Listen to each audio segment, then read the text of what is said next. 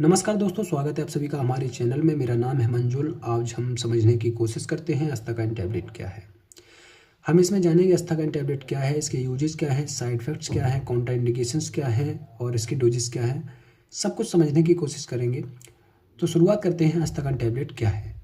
अस्थाकाइन is a bronchodilator medicine use to relieve breathing problems. Asthakind एक bronchodilators दवा है जो कि सांस की जो समस्याएं होती हैं उनसे राहत देने का काम करती है। It helps open the airway and improve air flow to the lungs. यह फेफड़ों की नलिकाओं को खोलकर हवा का प्रवाह बढ़ाती है। कहने का मतलब यह है, जो फेफड़ों की जो नलिकाएं होती हैं उनको चौड़ा करके जो हमें सांस लेने में समस्या होती है उसमें राहत देने का काम करती हैं। It is commonly used in children and adults for the respiratory issues.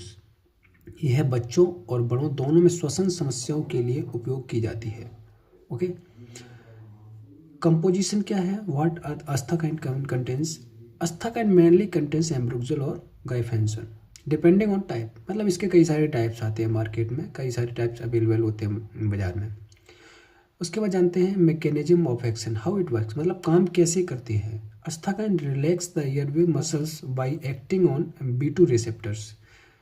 कहने का मतलब है अस्थाकाइन B2 रिसेप्टर पर काम करके हवा की नलिकाओं की जो मांसपेशियां होती हैं उनको ढीला करने का काम करती है। B2 रिसेप्टर्स क्या होते हैं, एक यूँ मान लो आप दरवाज़ा होते हैं जिनको थोड़ी जो बड़ा करके हमें सांस लेने में राहत देने का काम करती हैं। Okay, this widens the bronchi and allow more air to pass easily. इसमें ब्रोंकाई नलिकाएं चौड़ी होती हैं और हवा आसानी से गुजरती है। And it reduce chest tightness, wheezing and breathlessness. ये सीने की जो जकड़न होती है, घबराहट होती है, सांस फूलने की जो समस्या होती है उसमें राहत देने का काम करती है।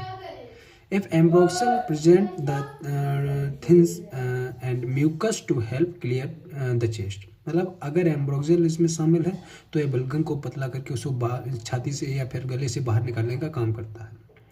ओके, यूजेस हम जानते हैं। Use of Asthakind tablet, use in asthma to relieve acute breathing difficulty. Asthma में अचानक होने वाली सांस की जो समस्याएं पैदा होती हैं उससे हमें राहत देने का काम करती है। Uses in bronchitis to clear mucus and open airway. Bronchitis में बलगम साफ करने और नलिकाएं खोलने के लिए इसका यूज किया जाता है। ये म्यूकस क्या होता है, जो म्यूकस मेम्ब्रेन होती है ना उसमें थोड़ा म्यूकस यानी जो बलगम टाइप का जमा हो जाता है तो उससे निकाल के बाहर करने का काम करता है ये दवा, ये मेडिसिन।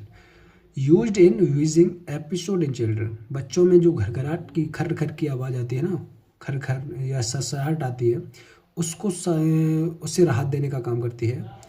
इसके बाद हम इसके डोजेस को जानते हैं। डोजेस क्या है इसके, तो अगर एडल्ट की बात करें तो 1 tablet 2 to 3 times daily depending on severity या फिर कंडीशन।